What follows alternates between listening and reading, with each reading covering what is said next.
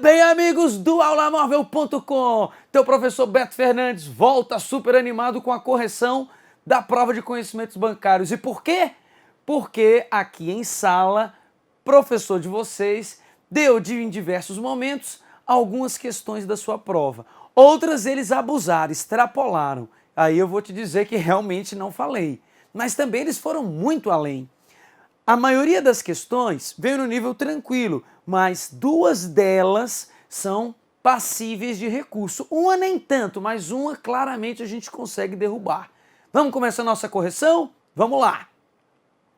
Resolução de prova, Banco do Brasil, gabarito 1. Tá aqui sou eu, professor Beto Fernandes, conhecido como Ronaldo Angelim.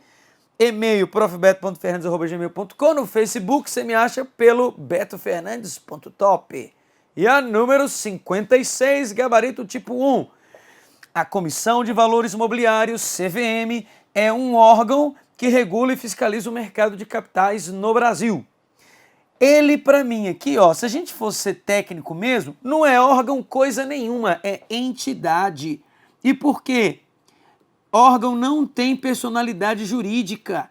E nós temos que a CVM tem personalidade jurídica própria, é uma autarquia e, portanto, entidade seria no direito administrativo, sendo muito rigoroso com a instituição. Por que eu estou frisando isso? Geralmente eu não costumo ir para esse ponto jurídico. Regula e fiscaliza o mercado de capitais no Brasil, sendo subordinado ao Banco Central? Claro que não, você vai lembrar disso aqui, ó. Conselho Monetário Nacional, CMN, para quem é da área. Tem Banco Central e CVM. Banco Central mexe com pobre, quem tem conta em Bradesco, em Banco do Brasil, Caixa Econômica. CVM para rico. Por quê? Porque mexe com Bolsa de Valores. Claro que essa é só uma forma de você tentar memorizar de uma maneira mais adequada. O Conselho Monetário Nacional, portanto, ele é que manda no Banco Central e na CVM. Logo, CVM e Banco Central estão subordinados ao CMN. Só que ambos estão dentro da estrutura do Ministério da Fazenda, como está na nossa aula. Ambos estão na estrutura do Ministério da Fazenda, tá? Então aqui, ó, você tem o Ministério da Fazenda. E não só ele, viu? Aqui do lado a gente ainda colocaria a SUSEP, a de seguros, também é dentro do Ministério da Fazenda. Tá? Não vou colocar agora porque não é o caso da questão. Mas lembre-se, Ministério da Fazenda, vou botar aqui pequenininho, só para dizer que não tem, ó. SUSEP. SUSEP vai estar aqui. Aqui você vai ter o Conselho Nacional dos Seguros Privados. E todo mundo estando de uma certa forma relacionado ao Ministério da Fazenda. Quem está aqui na administração indireta em relação ao Ministério da Fazenda são chamados de vinculados. Vinculados. Essa vinculação se dá no direito administrativo devido ao chamado controle finalístico que os ministérios podem fazer em relação a essas autarquias. O Conselho Monetário Nacional e o Conselho Nacional de Seguros Privados estão dentro da própria administração direta do governo. São órgãos. Eles sim são órgãos que atuam dentro do Ministério da Fazenda. Eles são subordinados. Subordinados ao Ministério da Fazenda. A vinculação são para todas as autarquias, Banco Central, CVM, SUSEP e Previc. Todos os conselhos subordinados, autarquias são vinculadas. Então, ó, não pode estar subordinado ao Banco Central, muito menos subordinado ao Banco do Brasil. Subordinado à Bovespa, claro que não, é o oposto. Aqui no caso, independente do poder público, né? Não depende de ninguém, é ela por ela mesma. Tá doido? Claro que não, é subsistema normativo. E aqui, vinculado ao Poder Executivo, vinculado ao Ministério da Fazenda, é a nossa resposta. Tá ok? Então, tranquila essa daí, dava para você fazer de uma forma tranquila. 57. O Banco Central do Brasil é um órgão, de novo, se ao rigor da norma, da lei, é uma entidade. Por ser uma prova de conhecimentos bancários, eu não vou exigir da banca Quando eu digo não vou exigir é porque eu sinto que não caiba recurso nessa questão, em que pese eu também seja professor da área jurídica. Tá? É uma entidade do subsistema normativo do Sistema Financeiro Nacional. Eu ainda disse em sala que ele iria botar órgão e era para você dizer que estava certo isso aí. Ele determina, periodicamente, a taxa de juros de referência para operações de um dia com títulos públicos, via atuação de seu ou de sua Comitê de Estabilidade Financeira, Comitê de Política Monetária, por meio do seu Conselho Monetário Nacional, Conselho de Administração, Câmara de Compensação de Cheques e outros papéis. Você não teria dúvida em marcar Copom. Professor, mas ele determina a meta da taxa Selic e ela é anual. Não se esqueça, a taxa Selic é uma taxa diária. A taxa Selic, eu tenho a Selic meta e a Selic over. Essa Selic over é a Selic diária. É a Selic que remunera os títulos da dívida pública federal. Esse título ele é negociado diariamente e a média da negociação desses títulos ao longo dos próximos aproximadamente 45 dias tem que ficar em torno de 12,75% ao ano. Tá? Então, a Selic é diária, mas eu preciso de uma média para os próximos 45 dias. Essa média é que tem que ser 12,75. Com isso, eu quero dizer que em um determinado dia, a taxa Selic pode estar valendo, os títulos negociados em um determinado dia podem ser negociados a 12%. No outro dia, eu posso negociá-los a 14%. E aí eu vou tentar fazer uma média desses dois. 14 mais 12, por enquanto, dá 26. Que aí você divide por 2 para achar a média, vai dar 13. Opa, está acima da média que eu quero para os próximos 45 dias. Geralmente fica abaixo, não fica superior como o meu deu 26, mas costuma dar isso aqui, ó. 12 com 12 vai dar 24, vou botar 13 para aproximar da realidade atual.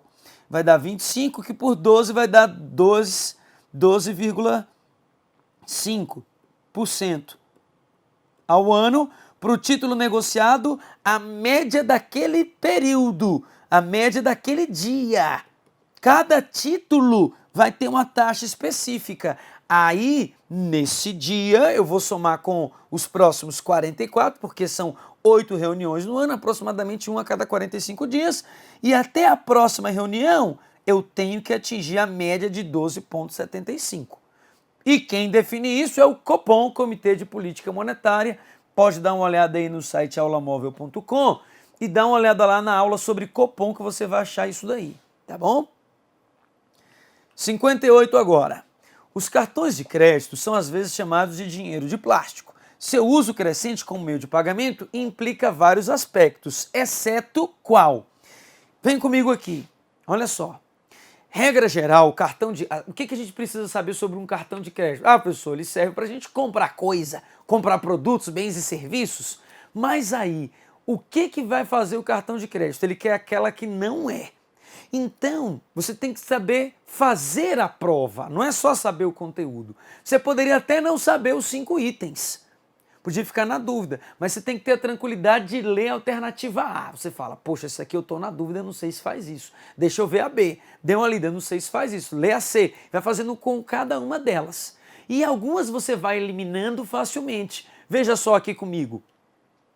Na letra A, primeiro, o cartão de crédito implica vários aspectos. Primeiro, ganho sobre a inflação para os possuidores do cartão, sendo os valores das compras pagos apenas no vencimento do cartão. Você pode não saber essa letra A, você fala, poxa, eu não sei a A.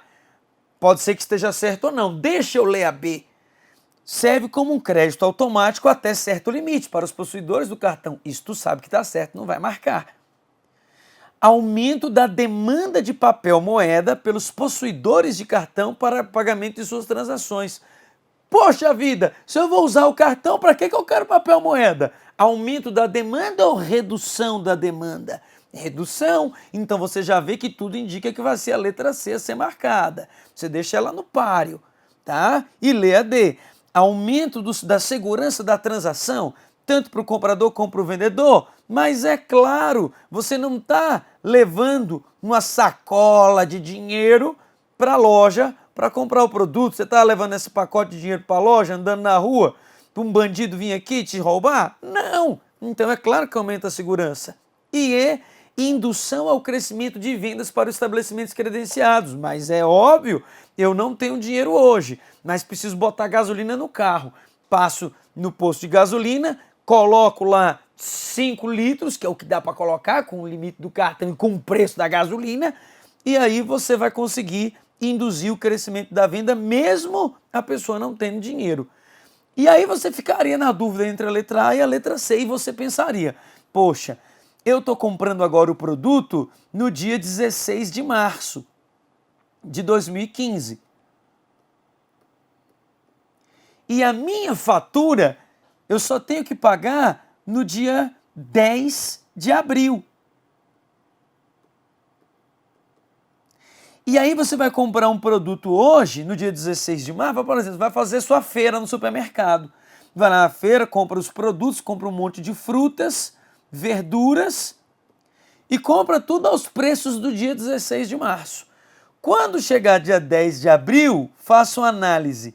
Você vai pagar no dia 10 de abril os preços que é das frutas que era em março.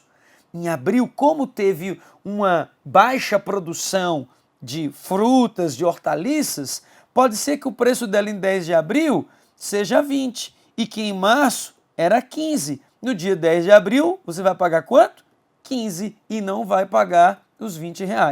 Então, quem fosse comprar agora a fruta no dia 20, compraria 20. No dia 20, ó, no dia 10 de abril, compraria R$ 20. Você, então, teve um ganho sobre a inflação. Ela está certa, sim. E o que não teve foi aumento de papel moeda. Ora, essa não, é erradíssima. 59. Mercado de câmbio. Uma desvalorização cambial da moeda brasileira frente à moeda norte-americana implica no quê? Deixa eu te dar uma dica. A dica é a seguinte, olha só. Ao invés de você sempre trabalhar com desvalorização da moeda brasileira, você vai pensar assim, se a moeda brasileira se desvalorizou, é porque a americana subiu. Então você vai pensar o seguinte, então se a moeda brasileira desvalorizou, é porque o dólar está mais caro, é o que está acontecendo, o dólar está acima de 3,25. Então, o que você vai pensar?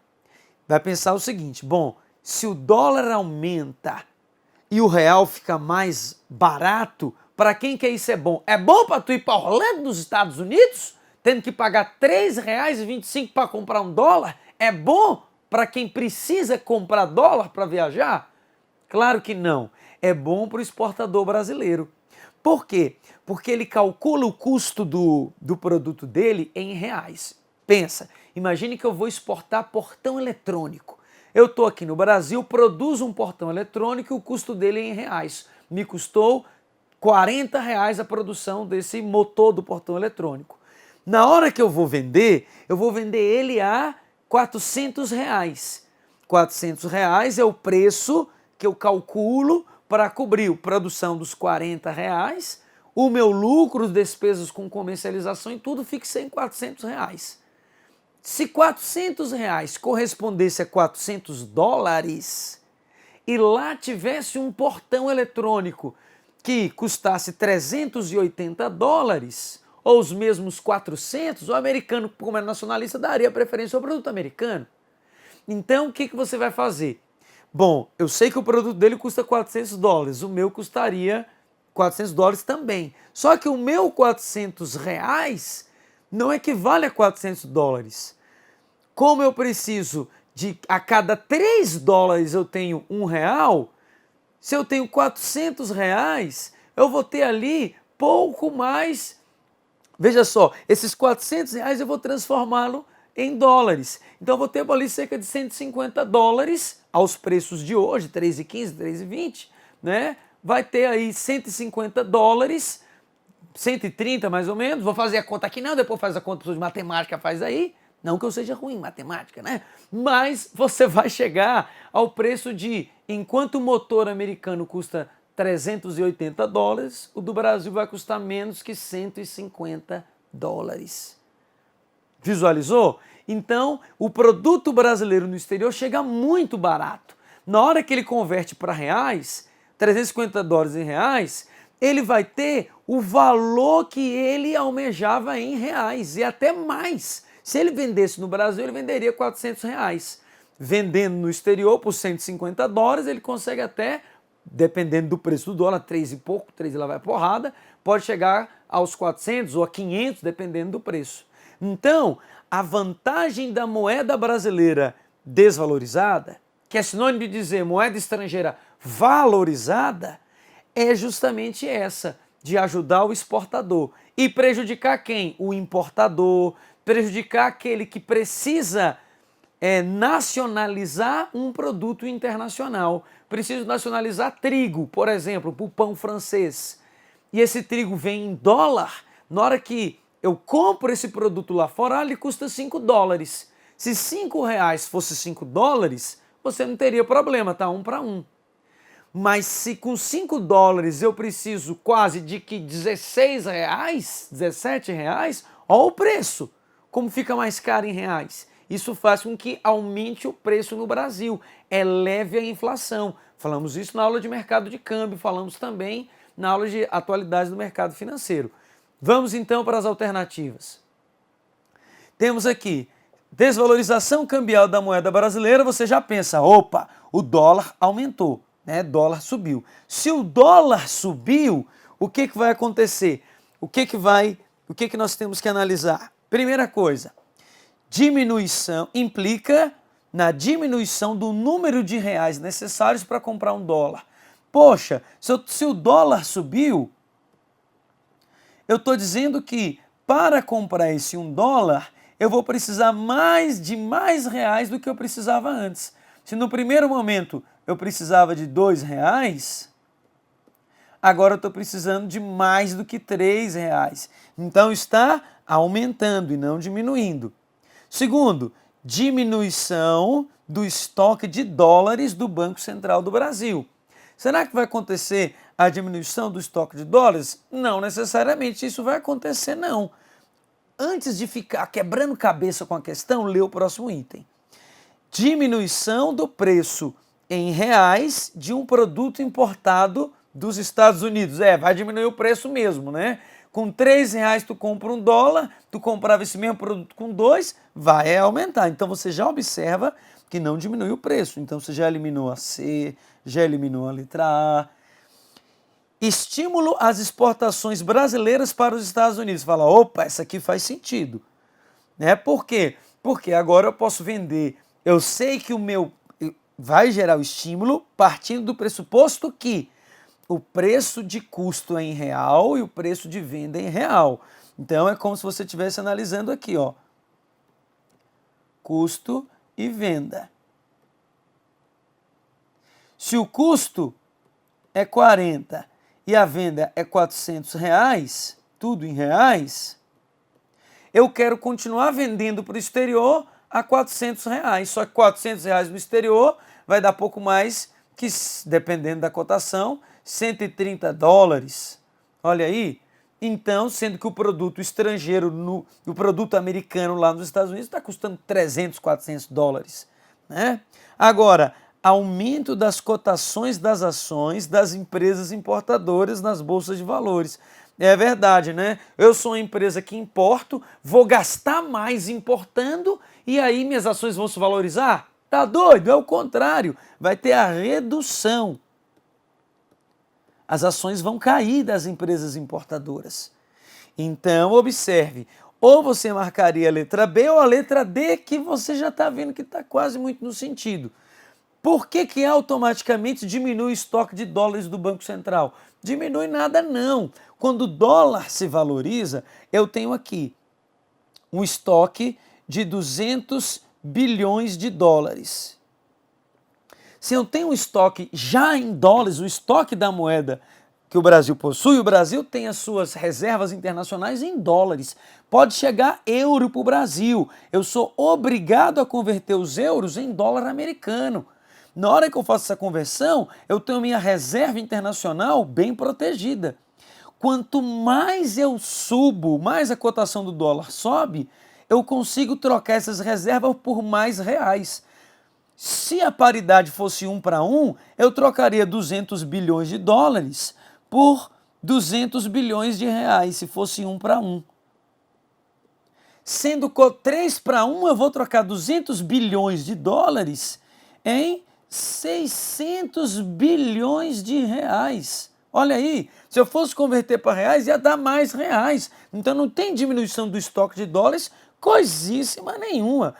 Com esse estoque em dólares sendo gordo, faz com que o Banco Central possa ter em reais, se ele fosse converter, uma quantidade muito maior.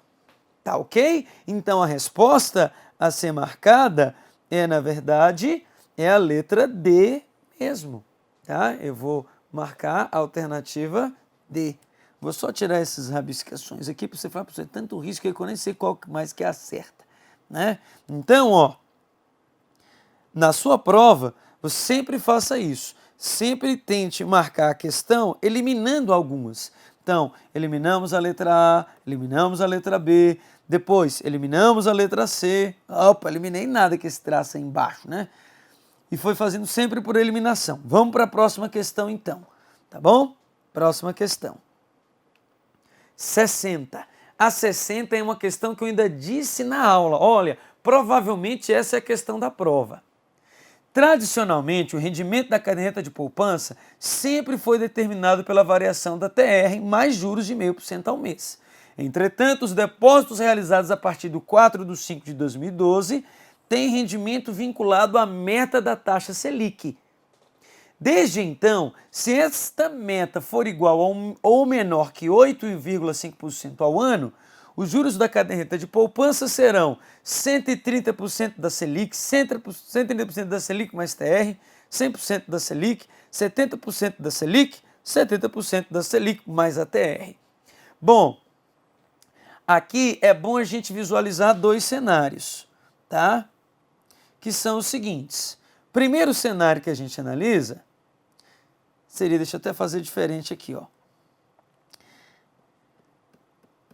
Taxa Selic. Se a taxa Selic estiver maior que 8,5% ao ano, que é o caso atual, nós vamos ter que a poupança vai render, na verdade, 0,5% ao mês, mais TR. Agora, se a taxa Selic estiver rendendo menor ou igual, estou olhando em relação à taxa Selic aqui, ó. Taxa Selic maior, taxa Selic menor ou igual a 8,5% ao ano, aí a poupança vai passar a render 70% da Selic mais a taxa referencial de juros, tá bom? Essa questão era relativamente tranquila e aí era só realmente conhecer o conteúdo, não tinha nada demais nela não, tá ok? 61, PGBL. Eu fico muito feliz, por quê? Porque esses assuntos que estiveram na prova foram diretamente tratados por nós ao longo das nossas aulas. Então, assim, os alunos que tiveram tempo, que se prepararam, estudaram pelo nosso material, pelas nossas videoaulas, pelas nossas aulas presenciais também, conseguiram com certeza acertar essas questões. E até mesmo, se você eventualmente errou, não se preocupe, às vezes falta um pouco mais de experiência, de bagagem. No próximo você acerta, basta se dedicar. A gente sabe que já vai ter um próximo concurso na sequência, não desiste não. Se você quiser vir aqui para Brasília, aqui para o DF, teremos o concurso do BRB. É o banco que mais paga, que paga o salário mais alto atualmente entre os bancos. Os alunos daqui vão ficar um tanto quanto assim, pô, Beto, foi falar, cantar pedra aí? Pois então, hoje estamos até o final do ano na perspectiva de um edital do BRB, o Banco de Brasília. Eu acredito que esse edital possa sair até agosto, setembro, deve estar saindo aí na praça, que já está logo aí. Então não perca a oportunidade. O Banco do Brasil também já está pronto para sair para outros estados. Nos próximos meses, os próximos 2, 3 meses, nós temos também o edital, inclusive também com a possibilidade de Brasília. Hoje você dá uma olhadinha nos sites, que o Ministério Público do Trabalho arrochou o Banco do Brasil para chamar logo os convocados, obrigar o Banco do Brasil a chamar os aprovados e já na lista de cadastro reserva dos concursos anteriores, liberando assim logo novas vagas para os próximos alunos. Então, boa notícia para quem já é aprovado. Mas vamos aqui, mais uma questão, olha só.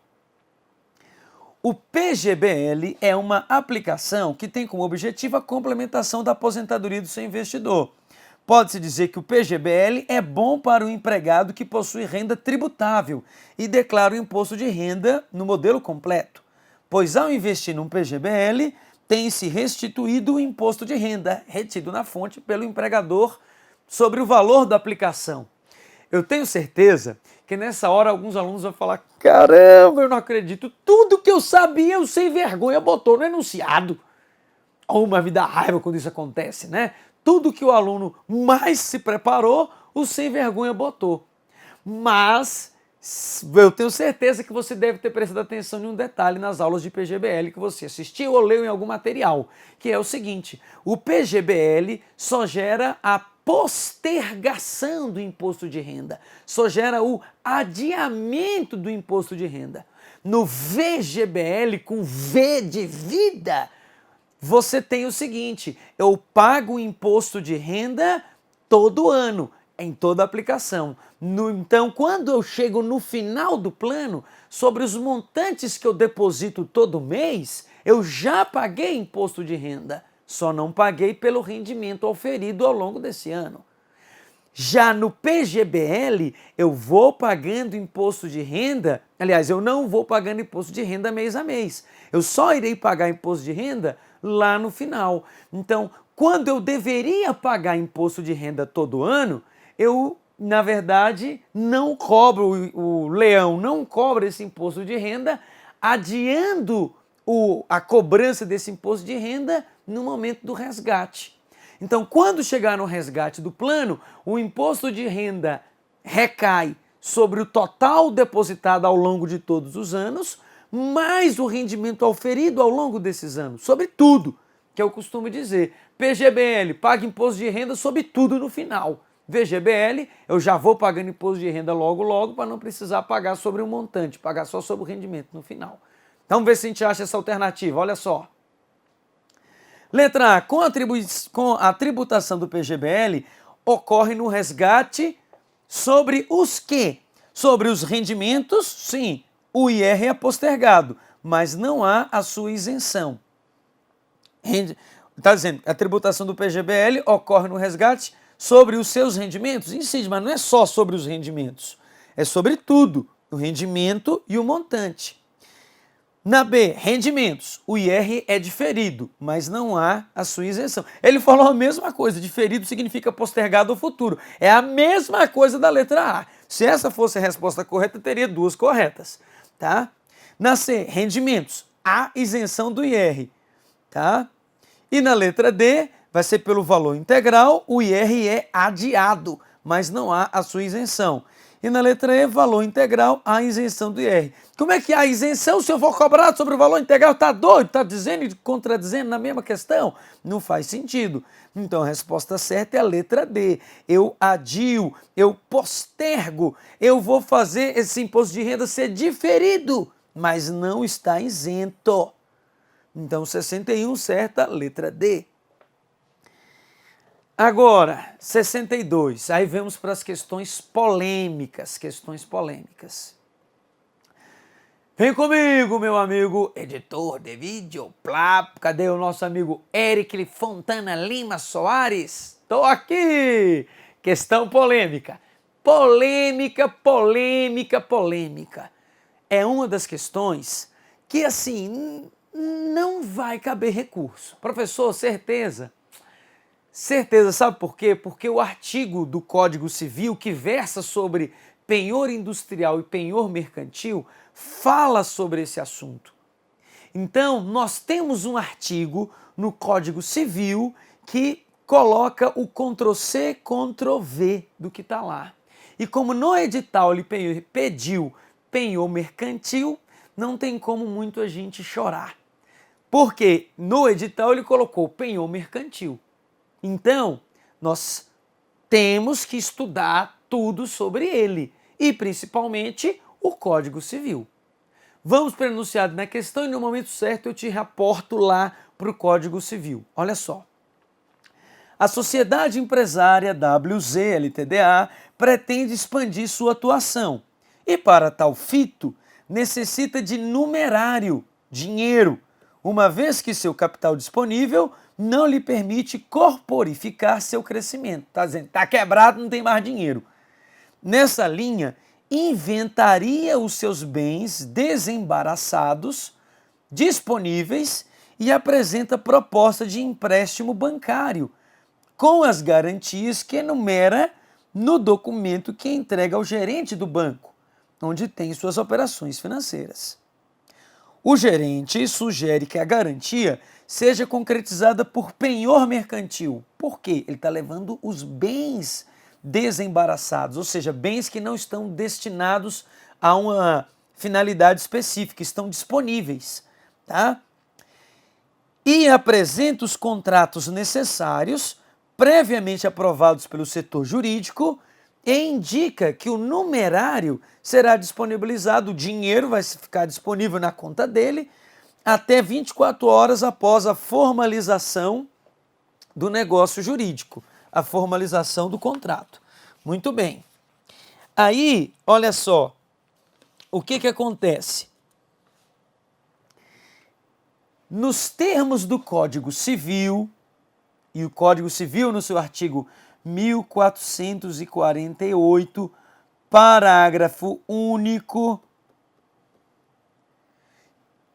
diz mais ou menos o que está aqui, ó. Nos termos do Código Civil, prometendo pagar em dinheiro a dívida que garante com penhor mercantil, o devedor poderá emitir em favor do credor o quê? Ele diz lá de forma expressa, cédula do respectivo crédito. Aqui você teria que ter lido o artigo 1448, parágrafo único, que diz o seguinte, que o devedor que promete pagar em dinheiro uma dívida poderá emitir uma cédula do respectivo crédito conforme dispuser a lei especial. Então, eu posso sim prometer, já que eu estou prometendo pagar em dinheiro, esse penhor mercantil, o devedor poderá emitir em favor do credor uma cédula do respectivo crédito que ele está pegando emprestado. É uma redação prevista no artigo 1448, parágrafo único da Lei 10.406, conhecida como Código Civil. Mas olha aqui para mim, deixa eu te explicar. Pessoal, não entendi não, me explica isso daí. Você vai fazer um penhor. O que é um penhor? Uma garantia dada a bens móveis. Ele tinha um conjunto de móveis na sua loja, pegou esses móveis e deu em garantia de um empréstimo. Até aí tudo bem. O detalhe é que ele falou para o banco, banco, eu vou te pagar esse penhor em dinheiro. Porque você sabe que quando você não quita, não paga esse penhor, ele utiliza os bens dados em garantia para quitar o empréstimo. Eu vou vendo esses bens e quito a minha dívida. Se sobrar algum valor, algum saldo, eu pago para o devedor, devolvo para esse devedor. Só que ele se compromete a pagar em dinheiro. O que o banco vai fazer? Bom, já que você está se comprometendo em pagar em dinheiro, eu vou fazer aqui para você um título representativo desse penhor, desse empréstimo. Eu crio, portanto, o chamado penhor cedular. Esse penhor cedular, ele foi criado por um decreto-lei em 1969. E é a lei especial. Existe a lei geral, que é o Código Civil. Você não precisaria dessa explicação. Precisaria só ter lido o Código Civil, tá? Precisaria ter lido só o tópico relativo ao penhor mercantil. E aí, nesse caso, o que acontece? Teríamos o seguinte: o banco vai fazer um título de crédito padronizado chamado penhor cedular e vai poder oferecer para terceiros esse título. Você vai até um banco e fala: banco, eu quero fazer uma aplicação financeira. O banco vai falar: eu tenho uma cédula pignoratícia aqui, uma cédula de penhor aqui. Olha a diferença da letra D, ele botou carta pignoratícia. Sabe, eu achei isso de uma maldade tão grande, porque o erro é só a carta. E se a gente for ainda querer considerar carta no sentido de cédula, ela teria duas respostas corretas, podendo se anular desse item. Então poderemos até mesmo pensar em carta pignoratícia no sentido de cédula. Por que eu não acho que a gente conseguiria ganhar o recurso? É porque a redação literal do dispositivo não fala carta, fala cédula. Mas cédula pignoratícia é cédula de penhor. O erro da D é só a palavra carta. Então, só para você visualizar, eu quero um dinheiro emprestado, quero 50 mil. O banco não quer gastar dinheiro dele. O que ele faz? Pega esse penhor, esse empréstimo, transforma em uma cédula pignoratícia e vende para investidores. Esse investidor vai lá e fala: olha, eu quero botar 50 mil aí no banco. Eu compro o quê? O que você me sugere, gerente? Eu tenho uma cédula de penhor aqui. Você não quer, não? Eu vou te pagar de taxa de juros anual 8,5% ao ano. Olha só, ele podia estar comprando título público e ganhando mais, mas nunca o gerente do banco vai oferecer título público. Vai oferecer um produto dele melhor que a poupança, mas provavelmente menor que o título público, a rentabilidade. Aí, o que acontece? Esse gerente vai pagar para você por ano 7,5% e vai cobrar nesse financiamento, baseado nesse penhor cedular, de quem está pegando emprestado dinheiro com o banco, uns 14% ao ano, 17% ao ano, 20% ao ano, e o banco ganha com essa diferença, o chamado spread. O spread bancário seria essa diferença. Existe então esse penhor cedular. É uma questão difícil, eu concordo que a banca César Gran Rio pegou pesado na prova, a prova não foi fácil, coisíssima nenhuma, e nunca, meu aluno meu já está treinado, nunca diga que prova é fácil. Examinador é ser humano. Quando você vem, humilha a banca, menospreza a banca, diminui a banca, se eu sou examinador ou qualquer outro professor, quem faz a prova é o professor, que se retira de sala de aula. É um professor universitário, é um professor doutor com conhecimento na área ou mestrado, não importa. E ele vai ver os seus comentários aí nas redes sociais. Você falando: a prova dele foi ridícula, a prova dele não presta, é sem graça, qualquer um resolve, não precisa nem estudar para fazer.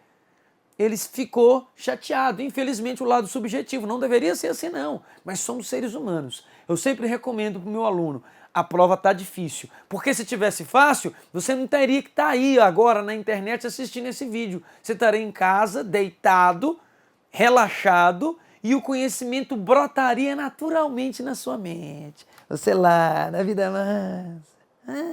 É assim? Você está lá brincando com tua família, se divertindo? Você está aproveitando a sua vida ou você está se dedicando, está saindo da sua rotina natural para ter que estudar para passar no concurso? Não estou dizendo que estudar seja um fardo, não. Mas você poderia estar com a tua família, com a tua esposa, com o teu namorado, com a tua namorada. Mas não, você parou tudo para estudar. Aí cai aquilo que você estudou. Aí você diz que isso é fácil. Não é fácil, não. Não existe prova fácil. Existe a prova que cai o conhecimento que você tem. E se isso acontecer, levante as mãos para os céus e agradeça. Obrigado a Deus por cair aquilo que eu sei, aquilo que eu estudei. Não que fosse fácil, mas caiu aquilo que eu tanto pedi para o Senhor. Independente de qual seja a sua crença. Você tem que, no caso, observar que quando a prova cai aquilo que você estudou, ela não é fácil. Uma questão como essa, eu já não acho justa. Por quê? Porque ela vem cobrando o assunto de forma tão aprofundada que foge do conhecimento bancário. Eu estou cobrando aqui quase um código, um direito civil relacionado a títulos de crédito. É a matéria, isso aqui é garantias.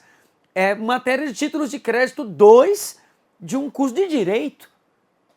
Tudo bem, não se preocupa não. Nas nossas próximas aulas você vai ter tudo o que você precisa, do básico ao extremamente avançado. Se você quer conhecimentos bancários com direito civil, processo civil, direito administrativo, constitucional, direito bancário, contabilidade, tu vai ter aqui. Eu quero ver se a gente não gabarita a próxima prova. Tá ok? Então, a alternativa certa era a letra E nessa questão. Vamos lá, dá uma olhadinha final. Cédula de respectivo crédito é, portanto, eu tenho aqui, ó, comerciante. Só fazer um esqueminha para você dar uma visualizada. Comerciante. Esse comerciante tem uma loja, né? Tem a sua loja.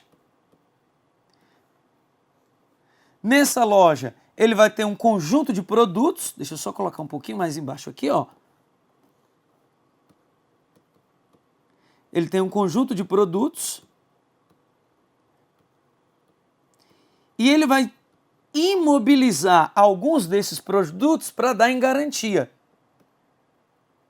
Ele vai até o banco, a instituição financeira. Dando como garantia desse empréstimo, ele vai lá pegar um empréstimo e vai dar em garantia desse empréstimo justamente parte dos produtos da loja. Ele quer um financiamento. E isso aqui, ó, vai ser dado em garantia.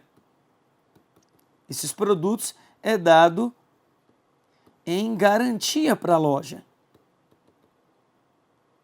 Em garantia para o banco, né? Os produtos é que são da loja. Beleza. Aí o banco, o que ele vai perguntar? Ô comerciante, você vai pagar como? Ele vai falar, vou pagar em dinheiro. Então tá bom, vamos assinar aqui um contrato. Então, na hora que eu vou celebrar esse contrato com o banco, ó, aqui dentro do banco vai ser assinado um contrato. Nesse contrato, eu vou ter, por exemplo, o montante do dinheiro emprestado, vou ter lá 50 mil. Vou ter ali características de um título de crédito. E aqui, aí eu vou e crio uma cédula de crédito. O nome dela é esse, cédula de crédito. O banco, a instituição financeira, cobra uma taxa de juros de 17% ao ano. E o que vai acontecer? Vai vir um investidor até o banco querendo fazer uma aplicação financeira. O que o banco faz? Oferece esse mesmo título que você tem. Ah, então você quer me passar 50 mil? Tá, me passa seus 50 mil aí. A instituição financeira recebe os 50 mil, te empresta esses 50 mil a 17%. Pode até ser que ele te empreste antes, mas pensa ideologicamente falando, em um momento abstrato, um modelo simplificado, pensa como se fosse a operação simultânea. O banco recebendo 50 mil e ao mesmo tempo já emprestando 50 mil. Ele vai receber esses 50 mil logo de que já tenha assinado o contrato com o comerciante. Ele até passa inicialmente do seu, mas se ressarce com esse investidor, tá? Esse investidor financeiro. E aí o que acontece? Ele, o banco, a instituição financeira vai passar para ele 7,5% ao ano. E passa para o comerciante 17% ao ano. Essa diferença de 17%, aqui ó, de 17% menos os 7,5% vai ser o lucro da instituição financeira, tá? Aqui é o lucro, tá? O lucro da instituição está justamente nessa diferença, tá ok? Então, a instituição financeira lucrou 13,5%. Bom, finalizando a questão de conhecimento bancário, porque a de lavagem de dinheiro, você logo assistirá a correção com os nossos professores aqui do aulamóvel.com, especialistas também em lavagem de dinheiro. Vamos a essa nossa última questão. O senhor X é concitado por senhor Y. Veja se isso não é maldade, se isso não é rancor no coração. Senhor X é concitado por senhor Y a atuar como avalista em título de crédito, no qual o senhor Y é devedor. Ele é chamado, concitado no sentido de ser chamado. Dado o alto grau de amizade entre os dois, o ato é praticado, ou seja, ele topou ser avalista, coitado. Algum tempo depois, o senhor X recebe comunicação de que pende de pagamento a dívida resultante do aval. Ou seja, pende de pagamento que não foi pago. Até aí eu tenho certeza que você entendeu. Diversas dúvidas acudiram ao avalista que, consultando o profissional especializado em títulos de crédito, aqui ó, por que essa questão tem que ser anulada? A questão não pode ser de título de crédito. Veja só, o seguinte, essa questão é um absurdo, porque se o próprio enunciado está dizendo, ele vai procurar um especialista em título de crédito, você é especialista em aval.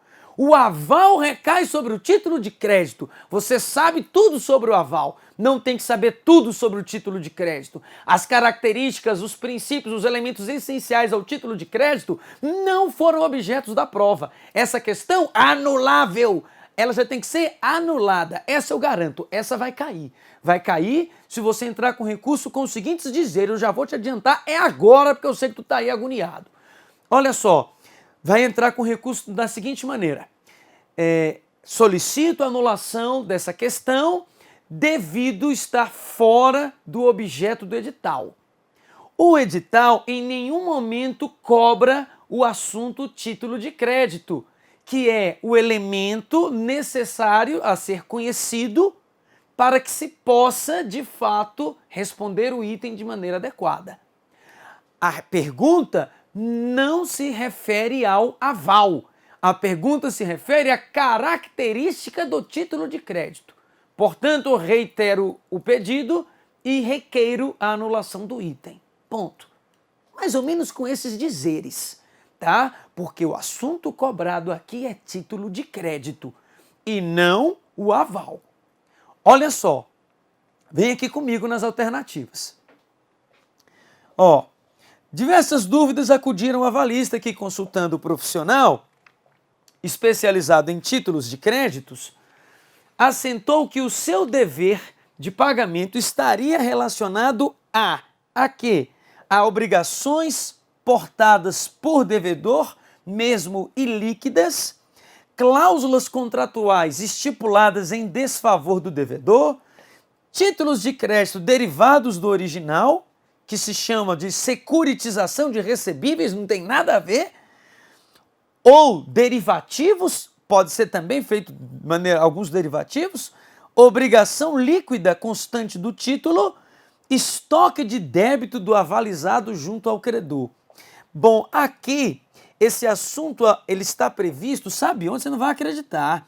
Esse assunto está previsto no artigo 586 do Código de Processo Civil, lá do CPC.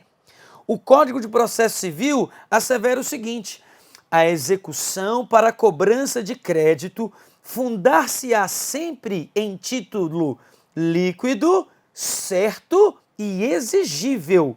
E quando ele diz título líquido, é a quantia suficientemente quantificada. Então, olha só, Vem aqui comigo, deixa eu te mostrar, deixa eu tentar te explicar isso um pouco melhor. Os títulos de crédito, ele é um título que tem um crédito, que vale o que está expresso nele. Título de crédito é um título que vale um crédito. Então, por exemplo, se eu tenho um cheque e ele está dizendo R$ 300, esses R$ 300 é o valor do cheque. Então eu tenho o título, o documento ele já é certo, tá lá, certo, é um cheque, é um título de crédito. Segundo, ele tem que ser líquido, a quantia devida nele tem que estar expressamente registrada, visível e não ser passível de dúvida. E tem que ser exequível, ou seja, ser relativa a um negócio jurídico celebrado, um negócio jurídico válido. Então eu preciso que esse título, para ser executado, ele seja, primeiro, exequível, que ele seja certo e que seja líquido. Me diga, o que isso tem a ver com aval? Como é que você quer que eu não me revolte? Isso não tem nada a ver com aval. Isso tem a ver com títulos extrajudiciais, títulos executivos extrajudiciais. Isso nada tem a ver com aval. O aval recai sobre o título executivo extrajudicial. Como esses títulos de crédito, cheque, nota promissória, duplicata, letra de câmbio. Aí, sim, se eu perguntasse se o aval pode ser parcial ou não, se o aval é solidário ou se o aval é subordinado, se o aval comporta benefício de ordem ou não, é isso que ele tinha que cobrar. Mas como já cobraram muito sobre esse assunto, eles vêm inventando. Quer inventar? Pô, eu topo, título de crédito, que eu passo tudo para o meu aluno. Como você não pediu, você vai anular esse item. CPC não é assunto do edital. Tá ok? Estamos conversados, doutor Cesgran Rio, com todo respeito, com devida vênia que você merece, Cesgran Rio, mas aqui você foi além. Eu sei que o objetivo seu era fazer uma questão bem elaborada. Até foi, desde que houvesse no tópico o assunto título de crédito, porque aí eu ensinaria para o meu aluno justamente o que está no Código de Processo Civil, que está no Código Civil e nas súmulas do STJ, orientações da Justiça Federal e tudo que se tem direito da área jurídica bancária. Então, venha comigo nas alternativas de novo. Olha só, lá no artigo 586, você vai colocar ele na fundamentação para o seu recurso. Código de Processo Civil, artigo 586, e aí você vai até procurar no Google, facilmente você vai encontrar a definição de Dinamarco. Dinamarco é, na verdade, um grande doutrinador civilista, processualista, que ele vai colocar para você justamente essa explicação que eu te passei, tá? Aí você, colocando José Dinamarco no Google, você vai encontrar ali no caso, tanto a explicação adequada para o artigo 586, na verdade você nem precisaria, é suficiente para você colocar o seguinte, vou até fazer um resuminho aqui para você, ó, como você só tem hoje, tem outras disciplinas, vou adiantar o seu recurso aqui, da seguinte maneira, solicito a anulação do item, aí já continuo daqui, pois se trata de um título de... pois se trata das características de um título de crédito. Das características de um título de crédito. E não do aval. Você vai colocar como início, como base, essa explicação. E aí você vai colocar o Código de Processo Civil em seu artigo 586,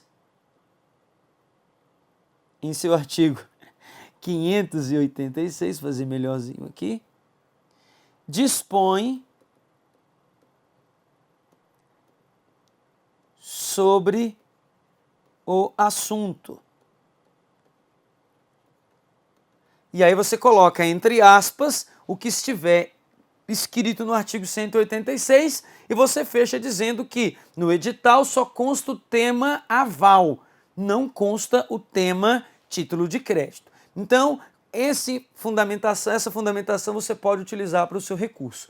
Novamente, quero deixar claro aqui para você o seguinte: eu, professor Beto Fernandes, me coloco à disposição nessa terça-feira mesmo para que você, tendo alguma outra dúvida que queira esclarecer, entre em contato pelo e-mail, pelo aula móvel, pelo Facebook, pelo WhatsApp, para que a gente possa, aí no caso, te ajudar da melhor maneira possível. Tá ok? Um grande abraço, boa sorte para você nessa sua correção pós-retificações e confie em você, confie em Deus, que se você não passou agora, você vai passar no próximo concurso. Mas nunca desiste do seu objetivo. Um abraço!